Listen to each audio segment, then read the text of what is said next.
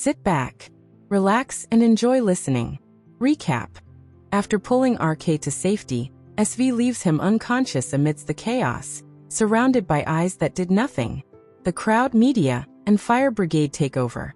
RK is rushed to the hospital, still unconscious, leaving everyone questioning how he managed to survive. The fire brigade rushes RK to the nearest hospital, his breathing shallow and labored. The emergency team wastes no time. Doctors immediately assess his condition. They perform a bronchoscopy to clear the soot and debris from his lungs, followed by oxygen therapy to stabilize his breathing. Though his vitals return to normal, RK remains unconscious, his body worn down from the ordeal. As the medical team works, the hospital corridors buzz with tension. RK's team, unaware of what has happened, rests after long shifts. Other members, scattered in different locations, begin their frantic journeys back, but they're still far away.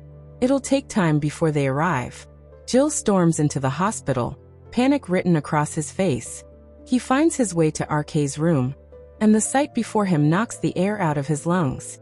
RK lies there, unconscious but peaceful, machines beeping rhythmically beside him. Jill freezes. His eyes fill with tears. A doctor notices his presence and walks over. "Don't worry," the doctor says gently, sensing his fear. He came just in time. A few seconds later and, well, it could have gone another way. He's stable now, but it was a close call. Jill's voice cracks as he asks, "Is he going to be okay? When will he wake up?" "He's just exhausted," the doctor replies. "His body needs rest. He should wake up soon, and when he does, he'll be fine. Nothing more to worry about." With that, the doctor steps out, leaving Jill alone with RK. Jill moves closer and gently touches RK's hand. "Hey brother," he whispers. "You really scared me this time. I can't believe you went through that." He leans in, lightly shakes RK's shoulder. "Come on, wake up." And then RK stirs. His eyes flutter open, blinking against the harsh hospital lights. His gaze lands on Jill's tear-streaked face. He tries to speak. "Hey bro." RK's voice is dry, raspy. Jill immediately wraps his arms around him, hugging him tightly. You don't ever do this to me again," he says between sobs. "When I heard what happened, I thought I lost you." RK tries to smile. His voice is weak but steady. "I'm fine, Jill. I'm here, aren't I?" Jill pulls back slightly, still holding RK's hand. "But how? How did you get out of there? Who saved you?" RK hesitates. The memory flashes in his mind. "SV." Jill stares at him in disbelief. "SV? Are you serious? She's the reason you were working yourself to death. She hates anyone who gets in her way, especially you." Jill's opinion about SV changed just a few days ago. When the workload suddenly increased, his team members started complaining, saying it had to be SV behind it. At first, Jill refused to believe them. He thought she wasn't that kind of person. But then something didn't add up. When their CEO suddenly returned and gave everyone a break, it hit Jill. This wasn't normal pressure from the company. This was someone pulling strings. That's when he confronted RK. RK finally told Jill and the rest of the team everything. How SV interrupted his interview, humiliated the reporter in front of everyone, and how he stopped her right there. And ever since that moment, she's been after him, doing whatever she can to make him pay. That's when Jill saw her for who she really was. Not just a perfectionist, but someone dangerous when challenged. RK nods slowly. "I know, but she saved me. I don't understand it either." Jill shakes his head. "She's ruthless, RK. Always so cold, always chasing perfection. Why would she risk her life for you?" "I don't know," RK says honestly. Maybe it wasn't for recognition. Maybe it wasn't to prove anything. I think I made a mistake in judging her." Jill stares at him. "You really believe that?" "I don't know what to believe anymore," RK admits. "Everything I thought I knew about her, it's been flipped upside down. She had no reason to save me. If anything, she had every reason to leave me there."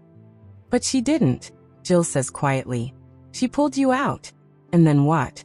"She just left." RK nods. "Left me with the crowd, the media, the fire brigade. She didn't say anything. Just vanished." Jill frowns. Why would she do that? I don't know, RK says, frustration creeping into his voice. She's an enigma. One moment she's destroying me, the next she's saving me. Silence stretches between them. RK's thoughts spiral. I always saw her as someone who only cared about winning. About power. I never thought. His voice trails off. Suddenly, a television in the hallway blares to life. Someone must have turned it on. Through the glass door, both men freeze. RK and Jill turn to look. On screen, SV sits at a long table, spotless black backdrop behind her. The logo of her empire gleaming like steel. SV sits at a long table, surrounded by executives. Her face is a mask, impossibly calm, dangerously quiet. It's just a quarterly business update. The reporter leans forward, voice casual, too casual. The room holds its breath. Cameras roll. Every eye is on her. The reporter shifts in his seat, clearly uneasy.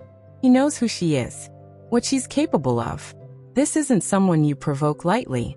And yet he's a journalist. The story demands the risk. He clears his throat and speaks carefully, deliberately. Ms. SV, about the fire. His voice wavers just slightly. Only someone really watching would notice. But SV notices everything. Ms. SV, about the fire. No one knows exactly who pulled RK out. The footage is unclear, just smoke, flames, and a shadow. But many say it looked like you. SV doesn't move. Her silence is louder than any answer. The reporter swallows, hesitates, then leans in gently, almost apologetically. Not because he thinks it will soften her, but because he's afraid of what happens if it doesn't. I mean, you risked your life. So I have to ask, is there something RK is to you? The silence that follows is instant and heavy. A stillness descends.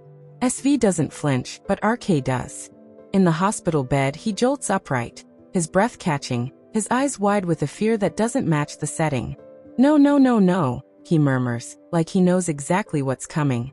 Jill looks at him, startled. What's wrong? RK's voice is low, filled with dread. He slowly turns his face toward Jill. This question, she won't like it. His chest rises with a visible tremble, as if the air around them just turned heavier. She's going to crack. The sound cuts him off. Both of them flinch. The screen jolts. SV's hand is wrapped around shattered glass. Blood runs down her wrist, slow and vivid. But her eyes cold, unmoving. The pain doesn't reach her. It never does. And RK whispers the rest like a prophecy already fulfilled.